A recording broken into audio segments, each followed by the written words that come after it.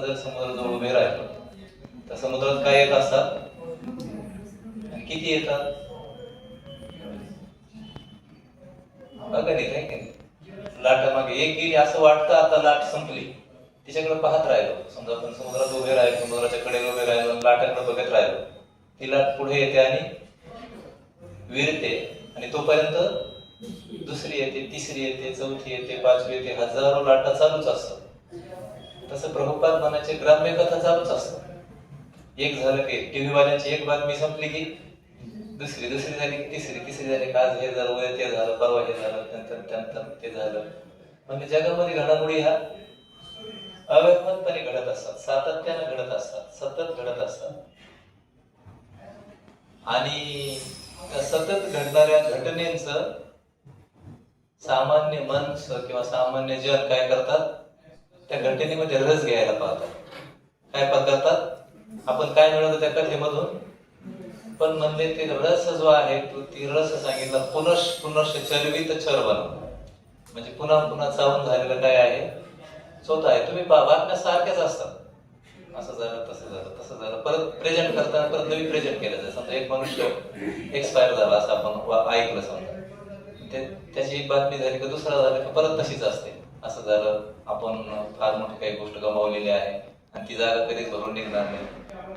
ठीक आहे, असं असेल, पण ते अर्ध सत्यच आहे. जागा भरून निघणार नाही असं वाटतं का आपल्याला? कारण जागा भरणारे कोण आहे?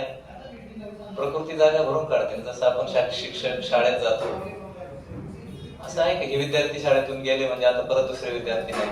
तर हे जसं चालू असतं पुनश पुनश काय चरवित चरवण, म्हणजे संसारिक कथा चावून चावून काय झालेले आहे, चौथा झालेला आहे. त्या चौथामध्ये किती रस कमी असतो ना, जास्त रस मिळत नाही. हेळाची पाडे अवघीची पाडे तेथे काही गोडी निवडावी असं म्हणते. हेळाची पाडे म्हणजे ते रसवंती गुरु असतात, तो रसावर काय करतो, ऊस घालतो, ऊस घालते थोडा रस निघतो, परत ते परत मग शेवटी काय करतो चिपाडे, शेवट काय रस त्याच्यातून. तर संसार म्हणले चावून चावून काय झालेलं आहे, चौथा झाले. म्हणजे आपल्या अगोदर अनेकांनी चावलंय नाही, बरेच जण चावत चावत आले, त्याने आपल्याकडे दिलं, आपण चावतोय दुसऱ्याकडे देत राहतोय. संसाराच्या कथा थोड्या वेळापुरते रस देतात आणि ते पण रस कोणाला देतात म्हणले, जरी मिळालाच रस तर कोणाला मिळतो म्हणले माहिती का? जर चावून चावून चोथा झाला तर त्या चोथ्यावर काय बसतात, माशा. हा, काय बसतात, फक्त माशांसाठी आहे, मनुष्यासाठी कुठं काय आहे.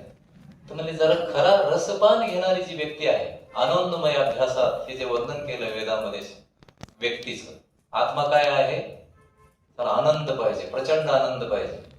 आता त्या रसामध्ये ते जे चिपाड झाले त्याच्यामध्ये रस नाही असं म्हणता येणार नाही, कारण त्याच्यावर काय बसतात, माशा बसतात. पण माशांची संतुष्टी तरी किती काय, एवढी एवढ्या याच्यात ते रस मिळवतात. ते किती मिळतो, माशी काय खाते हा प्रश्नच आहे.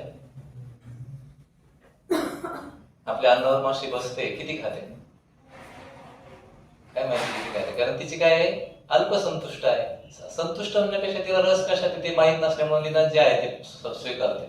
तसं म्हणजे साधारण माणसं गप्पा कशा मारतात, साधारण जीवात मिळायचे मायाचं प्रकृती अधीन झाले ते ग्राम्य कथा करतात. चावून चावून स्वतः झालेली कथा परत काय करतात, यानं सांगितलेली असते, अमके अमके नेता गेले, परत तो दुसरा तेच सांगतो, तिसरा पण तेच सांगतो, चौथा पण तेच सांगतो, पाचवा पण तेच सांगतो.